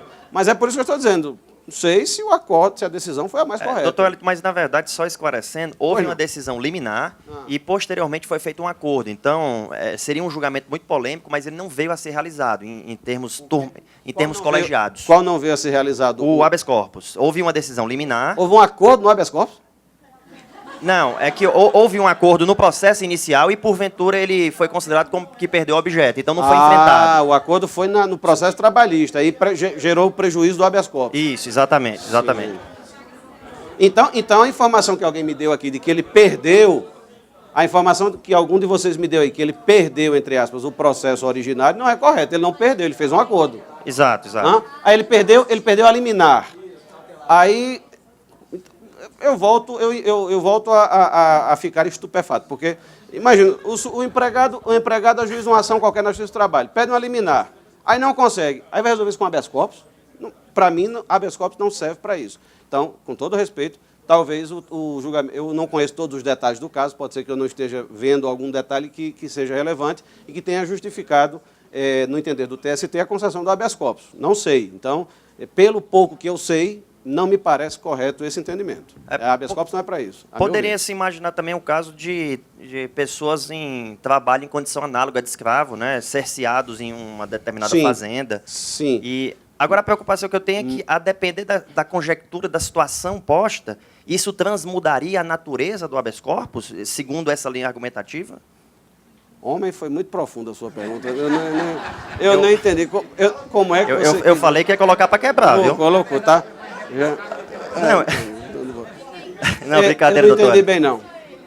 Doutor, assim, nesse caso, por exemplo, do trabalho em condição análoga de escravo, então, a depender dessa situação fática, análoga de escravo, uma outra situação, a depender da situação fática, isso transmudaria a natureza do habeas corpus. Certo, veja, eu acho que você disse a mesma coisa novamente, mas tudo bem, acho que agora eu entendi. Foi mais pausado. Foi mais verdade, pausado. a entonação ajudou agora. O que acontece, de fato, acontece em situações de redução à condição análoga de escravo em que o trabalhador está realmente com a sua liberdade de locomoção tolhida. Eu já vi casos do sujeito que estava numa fazenda no interior do Maranhão, não tinha acesso aos lugares. Aliás, esse é até uma situação relativamente frequente nesse tipo de crime. O sujeito está num lugar distante e não tem como se deslocar. Mas... Eu não acho que transmudaria, causaria uma mutação na natureza do habeas corpus. Eu acho que o habeas corpus poderia servir para esse caso. Só que eu não acho que é da competência da Justiça do Trabalho. Você tem, um particular que está tolhendo a liberdade de outra pessoa. Oi? É um empregador, no caso, é um particular, não é ato de autoridade. Não é? Poderia até caber habeas corpus, mas seria de competência da Justiça Estadual. Não vejo, embora ele esteja associado a um ilícito trabalhista, não acho que isso atrairia a competência da Justiça do Trabalho. Mas, veja, longe de mim, agora sou eu que digo, longe de mim querer ser o dono da verdade e querer dizer que as minhas opiniões e visões são definitivas. Esse caso que você está mencionando aí é um caso que está na zona limítrofe. Eu acho que seria aceitável habeas corpus, talvez, na Justiça do Trabalho nesse caso. Precisaria refletir mais, mas talvez coubesse. É um caso realmente bem complexo. Muito bem. Frequentemente, o juiz do trabalho precisa formular notícias-crime. Vulgarmente, as pessoas falam muito em fazer denúncia, né? O sujeito denunciou fulano ao Ministério Público, ou denunciou Beltrano à polícia, ou denunciou ao Ministério do Trabalho, à Delegacia do Trabalho, enfim. Tecnicamente, nós sabemos que há uma distinção entre esses termos, os termos denúncia, notícia-crime, queixa e ocorrência. Na verdade, quando um cidadão qualquer é vítima de um crime e se dirige à polícia para comunicar isso, ele não está fazendo denúncia, nem está fazendo queixa. Embora as pessoas digam muito, fulano, eu vou denunciar a polícia, então eu vou registrar uma queixa na polícia, tecnicamente essa nomenclatura é incorreta. Aliás, esse é um dos textos que está lá no meu blog, que tem esse endereço aí, wsaraiva.com, e nesse texto especificamente aí, eu falo justamente sobre a diferença entre denúncia, queixa, notícia, crime e ocorrência. Sucintamente, rapidamente, para a gente poder seguir. Denúncia, tecnicamente, é a petição inicial da ação penal pública. Isso aqui é denúncia. Então, essas coisas que a gente vê na imprensa frequentemente, até autoridades dizem isso às vezes. Fulano levou uma denúncia ao conhecimento do Ministério Público. Não, não levou uma denúncia, levou uma notícia ao conhecimento do Ministério Público. Usam muito também o termo denúncia anônima. Não existe denúncia anônima, porque a denúncia é uma petição que o Ministério Público faz, o Ministério Público tem que se identificar. Então, denúncia anônima, tecnicamente, é impossível de existir. Não é? O que existe é notícia anônima. Não é? Então, denúncia é essa petição. Queixa é também o nome de uma petição inicial, só que é o nome da petição inicial da ação penal privada, ou de iniciativa privada, se preferirem. Isso é que é queixa. Então, ninguém pode registrar queixa em delegacia, embora, às vezes, até a própria polícia use essa denominação errada. O que se registra em delegacia é ocorrência. Né? Ocorrência, que, na verdade, não é propriamente nenhum nome processual penal, é um termo administrativo da burocracia policial para corresponder a uma notícia-crime. Então, ocorrência é o registro policial de uma notícia-crime. Né? Tecnicamente, o que alguém faz quando leva o conhecimento de um crime à polícia é formular uma notícia-crime. E é isso também que o juiz do trabalho faz, ou a juíza do trabalho faz, quando comunica um crime ao Ministério Público, um possível crime ao Ministério Público. Então, o que os senhores poderão precisar fazer ocasionalmente, né, ao Ministério Público é formular notícias-crime. A notícia-crime, tanto quanto possível, deveria atentar para a descrição mais completa possível dos fatos que tiverem chegado ao conhecimento do juiz. Por que isso? Não é porque eu seja do Ministério Público e esteja querendo aplicar a lei do menor esforço para transferir ao juiz o ônus de fazer a denúncia criminal. Obviamente não é isso, até porque muitas vezes o juiz não tem realmente os elementos possíveis. Mas é importantíssimo, na prática, que o juiz indique no ofício com o qual ele faz a notícia-crime, né, geralmente o juiz faz isso por meio de ofício, o máximo de elementos de que ele tiver conhecimento. Né? Desejavelmente, seriam todos os elementos do artigo 41 do Código de Processo Penal, que são os elementos que precisam estar na denúncia. Ou seja, a exposição do fato com todas as suas circunstâncias, a qualificação, no caso aí não seria acusado, mas, enfim, do possível agente, ou esclarecimento para identificá-lo, e aqui não, o resto aí já não é objeto da notícia-crime. Mas, enfim, por que eu estou dizendo isso? Volto a dizer, não é porque eu queira aplicar a lei do menor esforço. É porque, frequentemente, nós recebemos do Ministério Público notícias-crime, ofícios, de vários órgãos, inclusive da Justiça do Trabalho, que são excessivamente lacônicos e que, às vezes, dificultam a própria compreensão de qual seria o fato criminoso que aquela autoridade viu. Tenho conhecimento de colegas que receberam ofícios da Justiça do Trabalho por falso testemunho, em que o juiz diz: remeto cópia anexa do processo trabalhista em face do possível cometimento do crime de falso testemunho. E aí manda 400 folhas de cópia, ou 100 folhas, seja lá quantas folhas, o número de folhas nem é tão importante, mas, obviamente, quanto maior, pior, né, para você identificar ali onde é que estaria o falso testemunho. Às vezes, o falso testemunho é evidente, é escancarado pela própria dinâmica do depoimento, pelo que o juiz registra na ata de audiência, isso fica claro, mas às vezes não é tão claro assim. O juiz é que está lá no contato imediato com as partes e a prova, percebe isso, mas às vezes isso não fica realmente claro nos documentos. Então não custa nada, e na verdade tudo recomenda, que o juiz indique que houve possível crime de falso testemunho, porque a testemunha João disse tal coisa e o documento X prova o contrário, ou o que a testemunha X disse é desmentido pelas provas tais e tais. Não é que o juiz precise fazer um arrazoado para o Ministério Público, não é isso. Não é que o juiz precise transformar a sua notícia-crime em denúncia e fazer uma narrativa minuciosa dos fatos, mas indicar de forma minimamente clara onde é que ele acha que há o crime, para que o Ministério Público possa entender, né? Então, nós vamos falar um pouco mais disso mais na frente. A sugestão que eu dou em relação à notícia-crime, a remessa de notícia-crime pelos juízes, é que a mandem para o Ministério Público. Alguns juízes mandam para o Ministério Público, outros juízes mandam para a polícia, e alguns juízes, sem dó nem piedade, mandam para o Ministério Público e para a polícia simultaneamente. Isso é uma maldade muito grande que o juiz não deveria fazer, porque ele um dia vai pagar por isso.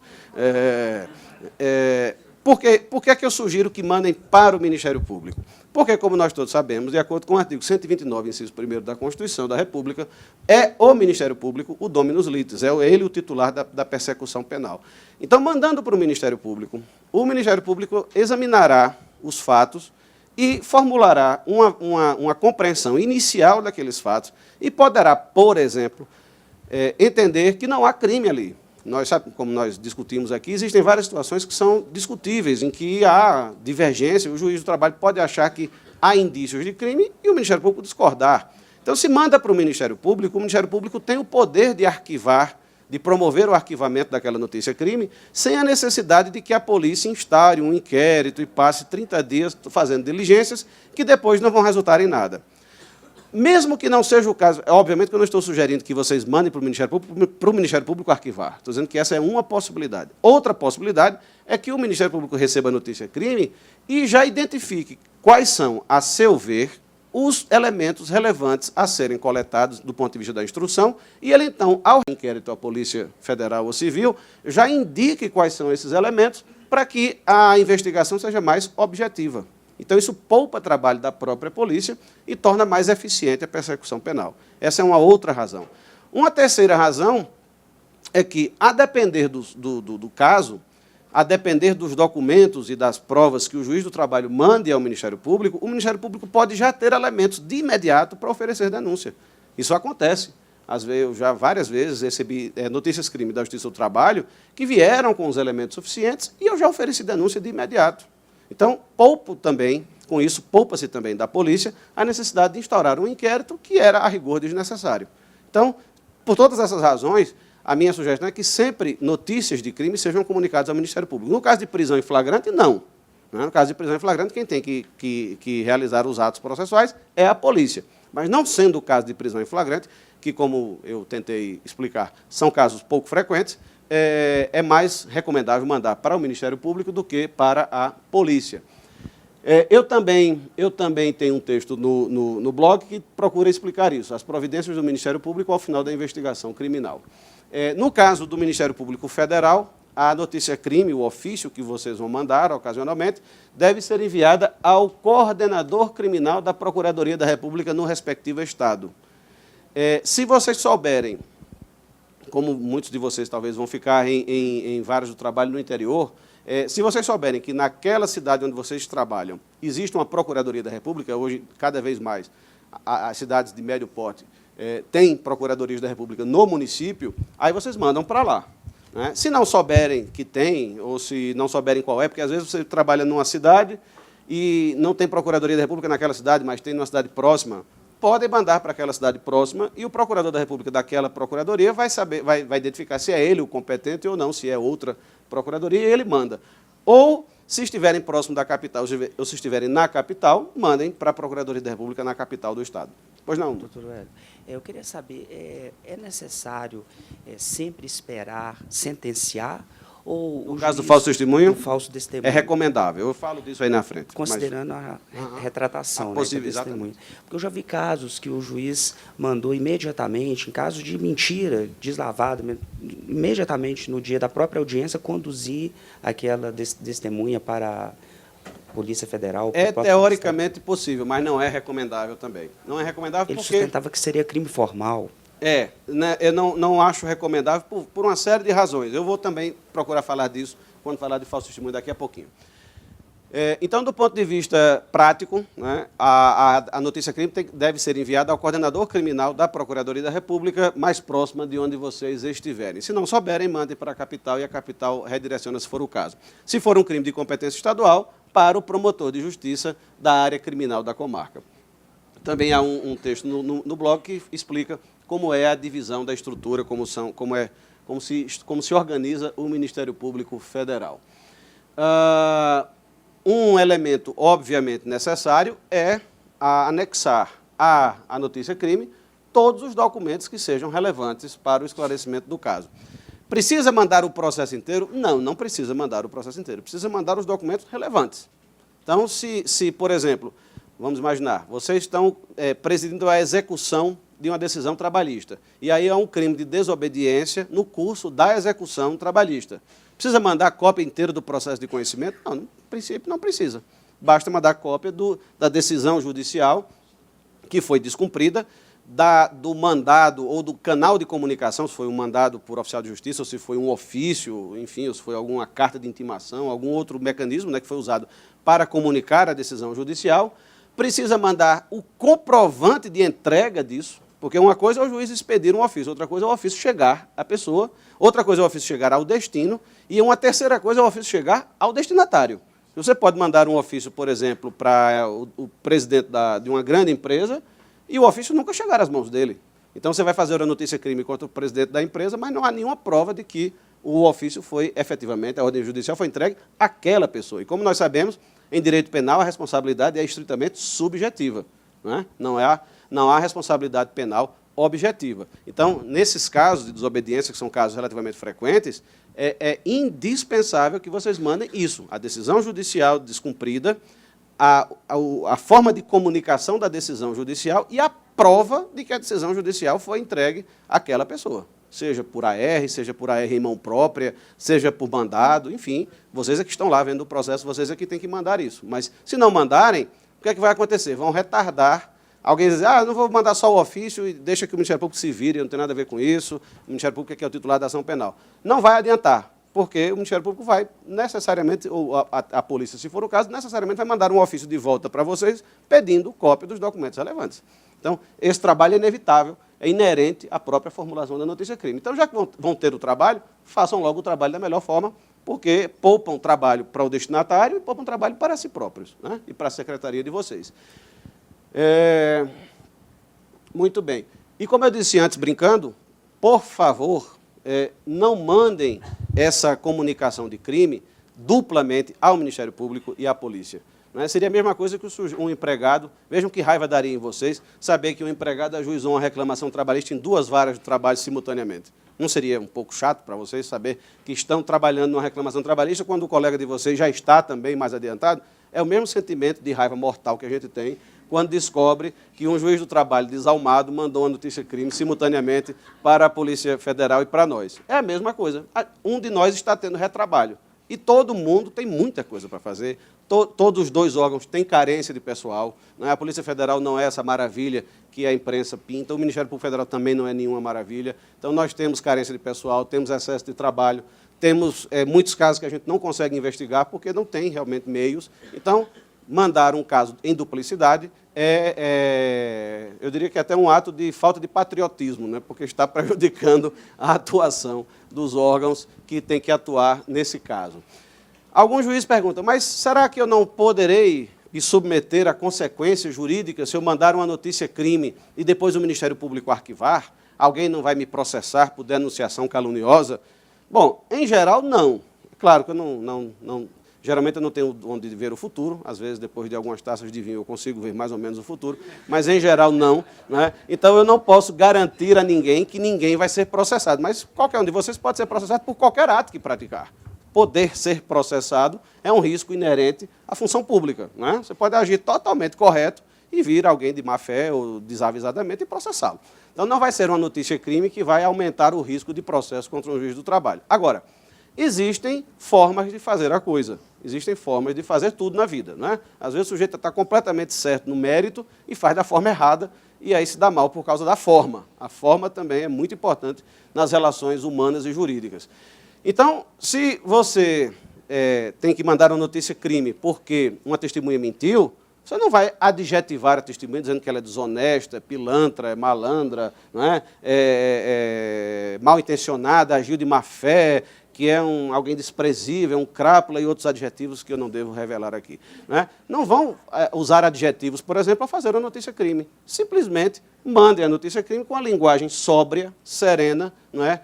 E aí existem alguns truques linguísticos para reduzir quase a zero o risco de algum juiz ser processado. Um outro dado antes de prosseguir, eu vou ainda explorar esse assunto.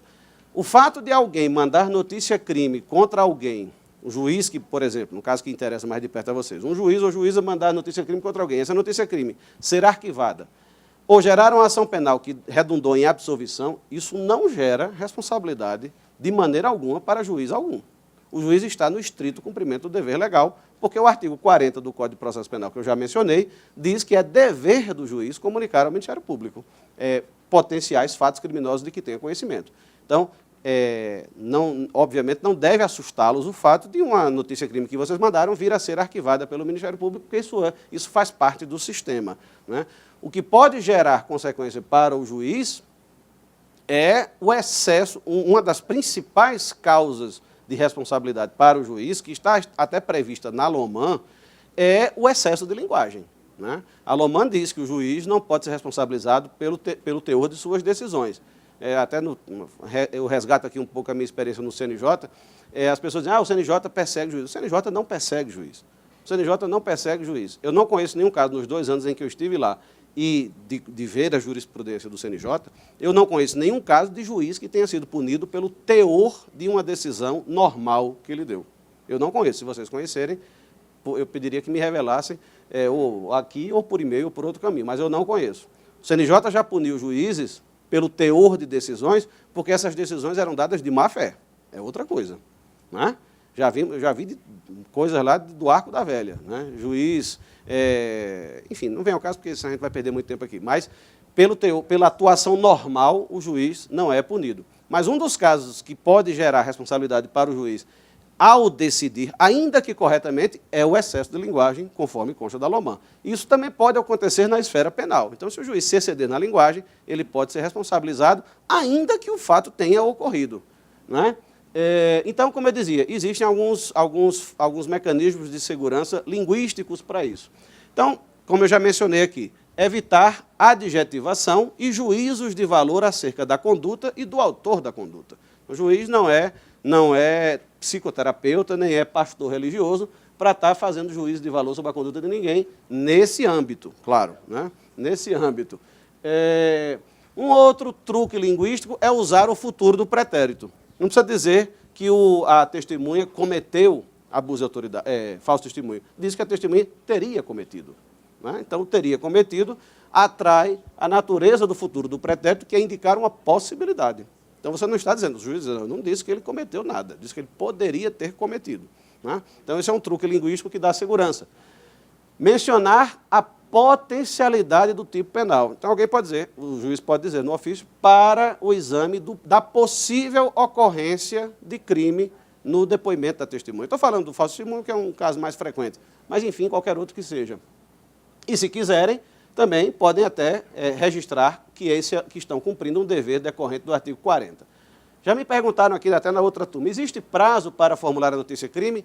A rigor, não. O prazo para a notícia-crime não existe. Existe prazo para o exercício da ação penal, que é o prazo da prescrição. Então, isso dificilmente vai ser motivo de preocupação para o juiz. Bom, sobre prisão de advogado, que era uma pergunta lá que o colega fez lá atrás. A lei permite a prisão do advogado, no exercício da função, somente em flagrante de crime inafiançável. Isso é quase impossível de ocorrer na prática. Eu vou dizer por quê. Hoje, com a mudança dos artigos 323 e 324 do Código de Processo Penal, o quantum da pena não é mais um fator para gerar a inafiançabilidade do crime. Os crimes hoje podem ser afiançáveis independentemente do máximo da pena cominada. Antes dessa reforma, salvo engano, eram crimes com pena máxima acima de 4 anos. Acabou isso. Então, independentemente do crime que o advogado, independentemente do quantum da pena aplicável ao crime que o advogado cometa, isso por si só não gera o crime não torna o crime inafiançável. Os artigos 323 e 324 falam de casos que não se prendem mais a isso como fator de inafiançabilidade. São casos como crime de racismo, como crime de tortura. Crime de racismo talvez até possa acontecer de um advogado desavisado cometer na presença de vocês, né? Ofender alguém com base em um critério étnico. Na verdade, nós sabemos que, do ponto de vista biológico, não existe mais de uma raça dentro da raça humana. A raça humana é única, né? Nós somos todos homo sapiens. Uns são menos sapiens do que outros, mas somos todos, biologicamente, homo sapiens. Mas, oi? Eu vou me abster de repetir essa parte, mas vamos ficar só no sapiens. Até porque eu sou do Ministério Público e um dos nossos deveres é defender as opções, as orientações sexuais de qualquer pessoa. Opção não, porque geralmente o homossexualismo não é opção, geralmente é uma condição, né, é uma orientação. Mas isso também não vem ao caso. O fato é que o critério de raça, que a lei usa, que a jurisprudência usa, que a doutrina usa, é um critério jurídico, não biológico. Mas, como quer que seja, poderia acontecer. Então, se um advogado cometer um crime na presença dos senhores, se os senhores acharem que devem prendê-lo, consultem antes o artigo 323, os artigos 323 e 324 do CPP, e formulem o entendimento, isso vai depender dos senhores, diante das circunstâncias, eu também aqui não tenho como dar fórmulas pré-definidas, para que os senhores concluam se o caso ali é de flagrante de crime inafiançável. Se entenderem que é, prendam o indivíduo. Se acharem que não é, ou se estiverem em dúvida, melhor. Se acharem que não é, claro, não é nem melhor, é dever não prender. Se estiverem em dúvida, é melhor não prender. Registrem tudo e façam a notícia-crime para o Ministério Público. Se for o caso de prender, aí vem o entendimento do Supremo, baseado na Lei 8.906, que é o Estatuto da OAB, de que o advogado tem direito à presença de um representante da OAB na lavratura do auto, se a prisão decorrer do exercício da advocacia. Se não decorrer do exercício da advocacia, basta que a prisão seja comunicada à seccional. Mas aí também já não será dever dos senhores, será dever da polícia tomar essa providência. O advogado... Isso aqui já foi dito. Agora, tem uma peculiaridade aqui, que o Supremo entendeu que o advogado poderia ser preso na ADI 1127, que tratou justamente do Estatuto da Advocacia. O Supremo decidiu que é possível a prisão por desacato à autoridade judicial. Aqui foi novamente um ato de musculação jurídica, porque o crime de desacato, nem de longe, é um crime inafiançável. Mas o Supremo disse que pode. Então, o Supremo disse que pode, está podido, né? Então, não me cabe dizer mais nada. Sobre desobediência, sim, aí o colega lá perguntou sobre crimes contra a honra do juiz, né? Os crimes contra a honra, a jurisprudência costuma entender que o advogado não pode praticar crimes de injúria e difamação, que são os crimes contra a honra mais leves, né? Também há um texto meu no blog sobre os crimes contra a honra, injúria, calúnia, injúria e difamação. Então, a jurisprudência costuma entender que os advogados não podem praticar crimes de injúria e difamação, mas tudo isso também é como regra.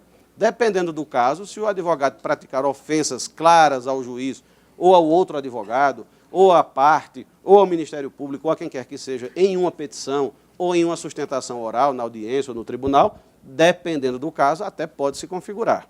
Então, em geral, não se configura, ainda que o advogado seja enérgico, a jurisprudência entende que o advogado pode ser enérgico, pode ser até duro nas suas argumentações, porque ele está defendendo o cliente, ele tem o direito de ser enérgico quando necessário e tal, e esse necessário fica a critério exclusivamente dele, né? Mas, enfim, em geral, não há crime nesses casos.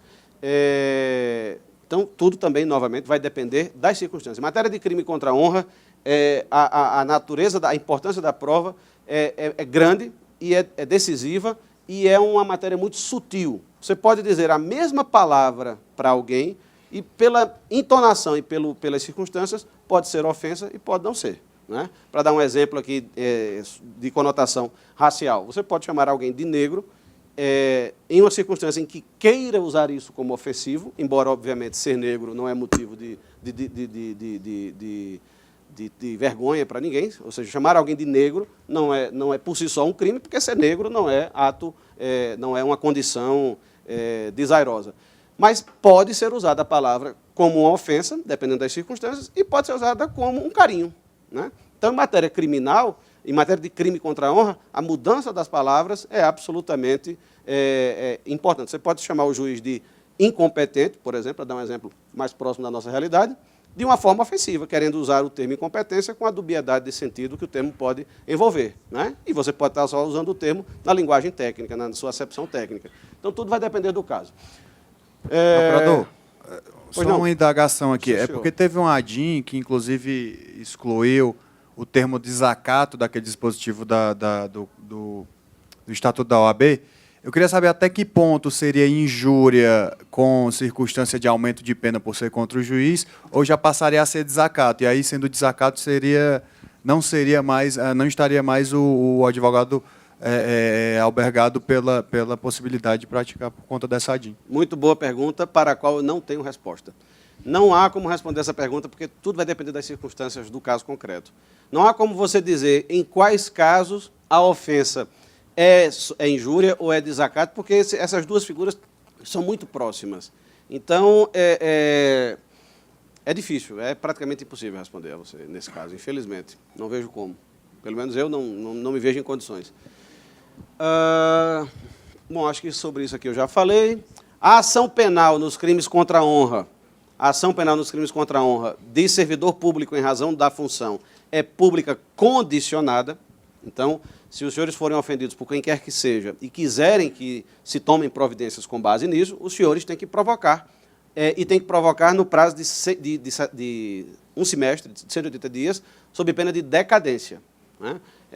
E aí o Ministério Público não poderá fazer mais nada. Então, se algum dos senhores for ofendido em razão da função e quiser que se tome alguma providência em relação a isso, os senhores é que têm que tomar a iniciativa de provocar o Ministério Público, pela chamada representação. Já me perguntaram, como é que eu devo fazer, se eu for ofendido, como é que eu devo fazer uma representação? A representação é uma mera manifestação de vontade do ofendido de que o Estado, lato sensu, tome as providências apropriadas. Não há forma pré-definida. Então, o juiz, por exemplo, que for ofendido, ele pode ir até uma delegacia da Polícia Federal, um juiz de trabalho no exercício da função, a ofensa será de competência federal. Ele pode ir até a Polícia Federal e dizer, eu fui ofendido, lavrar uma ocorrência, registrar uma ocorrência. Eu fui ofendido por fulano e tal, e quero registrar uma ocorrência de crime contra a honra. E quero que a Polícia Federal apure e que mande para o Ministério Público. Pronto, isso é uma representação. Ou pode o juiz mandar um ofício para a polícia ou para o Ministério Público, não mandem para os dois, né, dizendo a mesma coisa. No dia tal, na audiência tal, fulano de tal cometeu tal ofensa, minha honra subjetiva, e eu desejo que sejam tomadas as devidas providências no âmbito processual penal. Isso é uma representação, isso atende ao requisito legal, né? Na prática, é muito mais prático, né, fazer um ofício do que ir lá na polícia e perder tempo. Mas, se alguém quiser visitar as instalações da polícia, tomar um cafezinho com o superintendente, não tem problema nenhum. Vai lá e registra sua ocorrência. Mas, de qualquer maneira, não há forma pré-definida, como eu disse. Muito bem. Vamos correr um pouquinho. Uma última observação nesse ponto das providências é que, se algum dos senhores tomar conhecimento, embora a matéria não seja penal, não diga respeito ao cerne da minha observação, da minha exposição, se tomarem conhecimento também da prática de ato de improbidade por parte de algum gestor público, devem também comunicar ao Ministério Público para os fins da Lei 8429. Crimes mais comuns no funcionamento da Justiça do Trabalho. Um dos crimes mais comuns é a famosa reclamação simulada. Porém, a própria conceituação do que seja reclamação simulada é dúbia. Alguns juízes entendem, por exemplo, um caso frequente é o do empregado que é demitido e a empresa, por uma razão qualquer, resolve não lhe pagar as verbas rescisórias por ocasião da demissão ou no prazo legal, que, salvo engano, são 10 dias, né? Muito bem, a empresa não paga e aí diz ao empregado, procure a Justiça do Trabalho. Alguns juízes entendem que isso é reclamação simulada, porque, eu não sei nem porquê, na verdade, porque se a empresa não pagou e mandou o sujeito ir para a Justiça do Trabalho, você tem uma pretensão resistida, você tem um litígio, né? O sujeito quer receber, a empresa não quer pagar, como é que isso é simulado? Né? O que ocorre, que eu já vi ocorrer como reclamação verdadeiramente simulada, é outra coisa. É a empresa que diz para o empregado que não vai pagar as verbas rescisórias e diz, procure o advogado fulano de tal, está aqui o endereço dele. E o advogado fulano, isso geralmente ocorre com empregados menos ilustrados, menos educados, no sentido menos informados, né? Pessoas mais humildes. E aí o empregado procura o advogado fulano de tal para ele ajuizar uma reclamação trabalhista e, às vezes, o empregado nem sabe que, na verdade, o empregado está defendendo o interesse da empresa e não o seu. E aí o advogado ajuiza uma reclamação amplíssima, que é para obter quitação total do contrato de trabalho, né? E faz um acordo ruinoso com o empregado, ou em nome do empregado, supostamente em nome do empregado, na Justiça do Trabalho. Isso verdadeiramente é uma reclamação simulada, né? Mas, no primeiro caso, em que a empresa efetivamente se recusa a pagar, não é, a meu ver, reclamação simulada. É um litígio trabalhista clássico.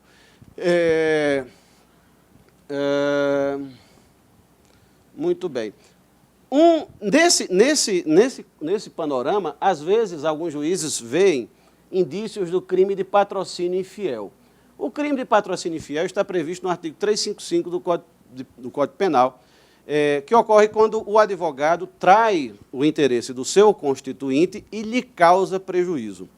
Esse elemento, como nós sabemos, os elementos que estão descritos no tipo penal são, em geral, essenciais para que se configure o crime. Se falta um daqueles elementos, a não ser em certos tipos penais, que são pluriobjetivos ou alternativos e tal, você tem várias formas possíveis de praticar o crime. Mas, naqueles tipos penais que indicam uma forma única de prática do crime, se falta um dos elementos, que alguns chamam de elementares, não há o crime. Então, no caso do crime de patrocínio infiel, é um elemento do crime a ocorrência de prejuízo ao cliente. Esse prejuízo geralmente se considera como prejuízo econômico. Então, eu já, nesse caso do exemplo que eu dei, da empresa que encaminha o empregado para um advogado específico e ele faz uma reclamação trabalhista simulada para celebrar um acordo ruinoso ao cliente, ao trabalhador, aí, se o acordo for firmado realmente, se constatar isso depois, aí há o crime de patrocínio infiel. Se o juiz do trabalho pressentir isso, perceber isso, antes de firmar o acordo e negar a homologação do acordo, nós podemos até ter esse crime na forma tentada, mas, a rigor, o crime não aconteceu porque o acordo não foi homologado, né? Já vi casos em que o juiz do trabalho detectou isso no momento, recusou a homologação do acordo, suspendeu a audiência, deu uma pequena orientação ao cliente, ao trabalhador, né? O juiz detecta e diz, me diga uma coisa, o senhor conhece esse advogado? Não. Foi o senhor que escolheu esse advogado? Não. Como é que o senhor chegou a esse advogado? Foi a empresa que me mandou procurá-lo. O senhor sabe o que aqui é a Justiça do Trabalho? Não. Enfim, existem várias situações, até essa de o empregado nem saber que aquilo ali é a Justiça do Trabalho, achar que é o Ministério do Trabalho ou alguma outra coisa. E aí, o juiz, já vi casos em que o juiz detectou isso e disse, bom, olha, o que está acontecendo aqui é o seguinte, esse advogado, se não foi o senhor que o constituiu, se ele não é da sua confiança, o senhor tem que arranjar um advogado de sua confiança, eu vou suspender esse processo, isso aqui é a Justiça do Trabalho, aqui é um processo, se o senhor fizer esse acordo vai ser prejudicial para o senhor vai perder talvez muito dinheiro do que o senhor teria a receber, o juiz tem que ter um certo cuidado para não adiantar o entendimento, né? Mas, enfim, tentar com a habilidade que todos vocês já nasceram com ela, né? Dizer orientar o empregado, dizer, olha, é melhor o senhor procurar um advogado de sua confiança, ele vem aqui ver esse processo, toma aqui o número do processo, ou então dá um documento lá para ele qualquer, e o senhor procura isso, peça um advogado seu, se o senhor não tiver advogado, vá ao sindicato, se não tiver, vá à Defensoria Pública, e aí o senhor volta aqui com o seu advogado e a gente continua esse processo. Pronto. Aí o crime não chegou a se consumar e o juiz deve, então, comunicar ao Ministério Público para que tome as providências. Sobre falso testemunho a gente já falou um bocado, mas talvez reste alguma coisa. Não há o crime de falso testemunho, de acordo com o Código Penal, consiste em fazer afirmação falsa, negar a verdade, ou seja, dizer que uma coisa que aconteceu não aconteceu, né? Ou calar a verdade, omitir. O que é um pouco mais difícil, porque para o juiz provar que alguém está omitindo deliberadamente algo, ele tem que saber que a pessoa sabe aquilo e está recusando. Não é muito fácil de comprovar. Geralmente é mais fácil de comprovar a primeira parte do tipo. Mas o juiz tem que ter cuidado com a possível ocorrência desse crime. Mera contradição de depoimentos não caracteriza falso testemunho. Nós sabemos que é inerente à prova testemunhal a insegurança, a incerteza, a indefinição, que pode ser agravada por N fatores, pelo tempo, pelas condições pessoais de percepção, pelos sentidos. Tem gente que não enxerga direito, tem gente que não ouve direito, tem gente que é distraída. Então, já existem aí na literatura, na internet, vários testes que psicólogos fizeram com pessoas que passavam todos os dias por um determinado lugar e não viam uma coisa que estava presente. Por exemplo, vocês todos olhando para mim, não olhem para trás. Existe algum relógio nessa sala? Quantos relógios existem? Qual é a cor do painel do relógio? Alguns não sabem, outros sabem que é preto. Então, vejam, vocês estão aqui há algumas semanas e nem todos vocês se lembram que tem um relógio preto ali atrás. Né? Então, olha, ele aqui nem lembrava que tinha relógio. Tá vendo? Então, vejam, vocês que são pessoas instruídas, né, de um nível cultural muito superior à média da população, suponho eu que estão, a maioria de vocês, se não todos, no pleno domínio dos seus sentidos, né, não perceberam as coisas da mesma forma. Então, as pessoas também não percebem. Então, isso é inerente à prova testemunhal. Né? Eu já vi uma notícia-crime que o juiz disse, envie o anexo, cópia dos documentos do processo, porque houve contradição entre as testemunhas para apuração do crime de falso testemunho. Isso não é crime de falso testemunho. Por isso que também nós pedimos que o juiz indique minimamente em que ele viu o falso, ou em que ele viu o possível falso testemunho, para que nós possamos ter um caminho de compreensão, se isso não estiver já evidente. Esse crime é doloso, portanto. O fato de a testemunha esquecer alguma coisa, ou se enganar, não é? Ou ser contraditada, mas não porque quis mentir, e sim por uma outra razão qualquer, não necessariamente configura o crime. E aí vem a resposta que já foi de uma pergunta já feita, não é conveniente, a meu ver, decretar a prisão nesses casos, porque esse é um crime muitas vezes é um crime que é difícil de deixar claro realmente, e, além disso, a lei prevê a possibilidade de retratação antes da sentença, e isso extingue a punibilidade. Sobre crimes contra a honra eu já falei, sobre desobediência eu já falei. Aqui há uma peculiaridade que é a seguinte, o crime de desobediência é inserido no Código Penal, no capítulo dos crimes praticados por particular contra a administração pública. Isso significa o seguinte, agentes públicos, pela lei, não poderiam praticar crime de desobediência. Porque se ele é um crime praticado por particular, agora saiu rápido, não vou arriscar outra vez, o agente público não pode cometer esse crime. Se o juiz do trabalho emite, por exemplo, expede um ofício requisitando da Receita Federal um documento, a cópia da declaração de rendimentos da empresa no exercício X, e a Receita Federal não responde no prazo, isso pode ocorrer por várias razões. A razão mais frequente é que a Receita Federal recebe centenas de requisições idênticas todas as semanas, ou todos os dias, às vezes, nos lugares maiores, e, às vezes, não tem funcionários suficientes para responder no prazo. Então, não estou aqui fazendo uma defesa prévia da Receita Federal para esse tipo de situação, mas eu já vi várias notícias crime que chegavam dizendo isso. Mandei, requisitei, a Receita não respondeu. Aí manda para a gente logo no primeiro desatendimento. Aí a gente pede informações da Receita. A Receita diz, nessa semana, naquele mês da requisição, eu recebi 2.500 requisições semelhantes e só tem um funcionário para responder. Atrasa mesmo. A gente não tem como processar ninguém por causa disso, porque não há dolo na desobediência. Houve uma impossibilidade material. E hoje eu suponho que a Justiça do Trabalho tenha já comunicação, meios de se comunicar, no caso da Receita, eletronicamente, para obter algumas informações. Né? Mas é só um exemplo. Ainda que fosse o caso, esse funcionário da Receita que desatendeu, por ser funcionário público no exercício da função, não poderia praticar o crime de desobediência. Porém, em um novo salto triplo carpado hermenêutico, a jurisprudência tem entendido que, nos casos de ordem judicial, agente público pode cometer o crime de desobediência. Eu não consigo entender, mas há vários precedentes nesse sentido. Sobre redução à condição análoga de escravo, já falamos um pouco. Sobre sonegação fiscal, aqui há uma exceção à regra, digamos assim. A jurisprudência, a meu ver equivocadamente, entende que para o crime de sonegação fiscal se configurar a necessidade de trânsito em julgado do lançamento no processo administrativo fiscal. Então, isso só se consuma o crime quando a Receita Municipal, Estadual ou Federal tiver feito o lançamento e este houver transitado em julgado na esfera administrativa. Então, se o juiz do trabalho tiver conhecimento de que uma empresa ou alguma pessoa física sonegou tributos, a rigor não adianta mandar para o Ministério Público, porque, por esse entendimento equivocado, a meu ver, o crime não está não está configurado ainda. É mais útil o juiz mandar diretamente para a Receita para que ela apure, porque se ela apurar, houver lançamento e o lançamento transitar em julgado, ela própria mandará para o Ministério Público, porque já é a praxe em todas as órbitas, municipal, estadual e federal. Então, esse é o entendimento que se aplica também a um outro crime mais comum para os senhores, que é o de não recolhimento de contribuição previdenciária descontada de empregado, que o Código Penal indevidamente chama de apropriação indébita tributária. Eu já escrevi um artigo numa revista jurídica dizendo que isso não é apropriação indébita tributária, num livro, aliás, um capítulo de um livro, que diz que isso não é apropriação indébita tributária, porque é um crime omissivo, a apropriação indébita é um crime comissivo, mas não vem ao caso aqui a gente aprofundar. A lei chama de apropriação indébita previdenciária. Seja como for, nesses crimes que implicam não recolhimento de contribuição previdenciária, também há necessidade de lançamento transitado em julgado na esfera administrativa. Então, mandem para, no caso de contribuição previdenciária do INSS, né, a competência para cobrar é da Receita Federal hoje em dia, não é mais do próprio INSS. Então, mandem para a Receita Federal, que eles apurarão, e se houver lançamento passado em julgado, eles mandam para o Ministério Público Federal. Diga, meu caro. Boa tarde, doutor. Tudo bem? Tudo bem. Sobre essa questão da sonegação fiscal, está a dúvida.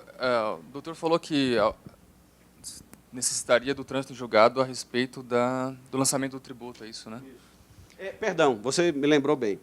No caso você me lembrou bem, aquilo ali não está totalmente errado. No caso de alguns desses crimes, não há necessidade de lançamento. É isso que eu ia perguntar. É o caso do não recolhimento de contribuição. O artigo no caso 2º, de sonegação previdenciária que há. Aqui há uma diferenciação entre o artigo 1º e o artigo 2º da 8.137, né? O primeiro seria material, o segundo talvez de formal. Exato. Não, talvez não, é pelo formal formal mesmo. Daria para enviar, né? Isso, é verdade. Só pelo primeiro. Né, você está coberto de razão. Na próxima edição, se eu for chamado de novo para ele na mata, eu vou corrigir aquilo, vou deixar aquilo mais claro. Você tem razão. Então, se houver pelo segundo, poderia, então, que seria de caso formal, mas no primeiro seria impossível, porque não haveria justa causa, digamos Exatamente. assim. Tá. Coberto de razão. Muito obrigado pela observação. Outro crime com o qual vocês podem